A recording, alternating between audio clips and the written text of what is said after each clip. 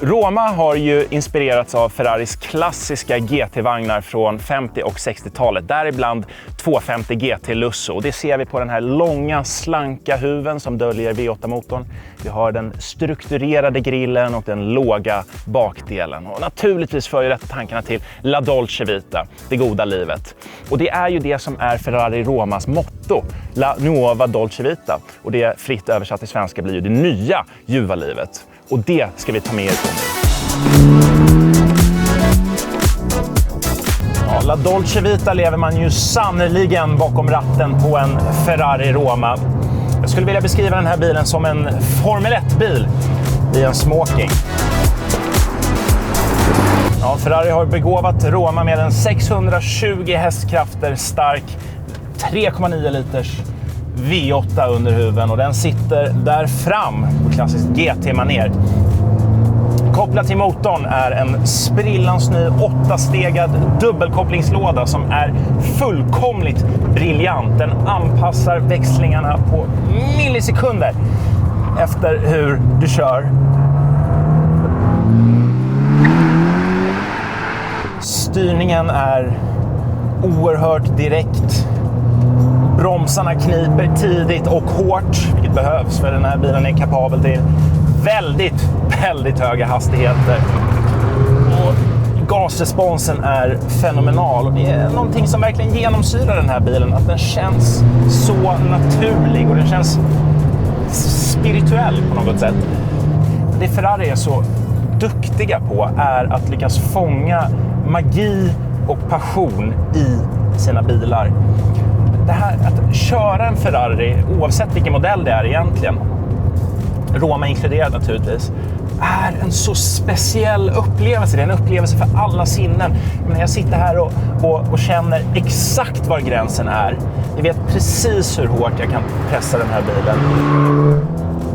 Det är ju nästintill religiöst att trycka sig igenom hårnålarna här i måderna.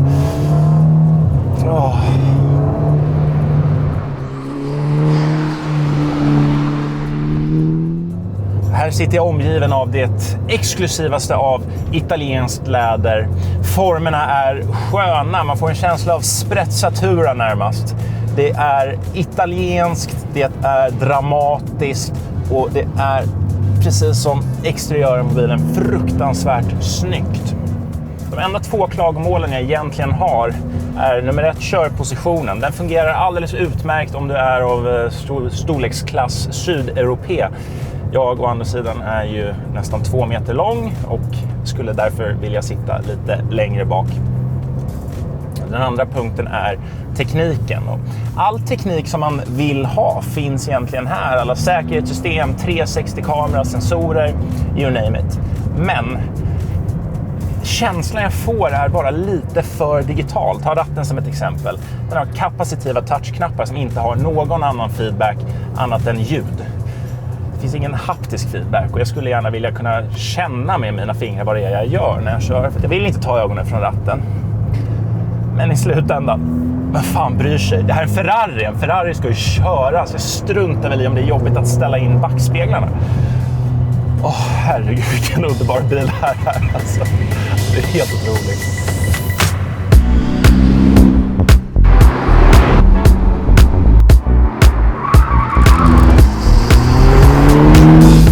Ferrari Roma förkroppsligar verkligen nytolkningen av La Dolce Vita. Det här är en bil som kombinerar prestandan och den sensationella körupplevelsen hos en superbil med komforten och de eleganta linjerna från en GT-bil. Och ja, den är tillräckligt lätt att leva med för att kunna köra varje dag. Och det är helt utan att kompromissa den dramatik och spänning som alltid måste kringgärda en Ferrari.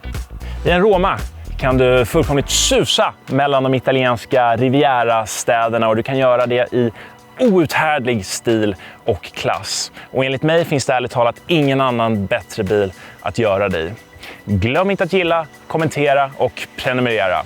Vi ses i nästa video.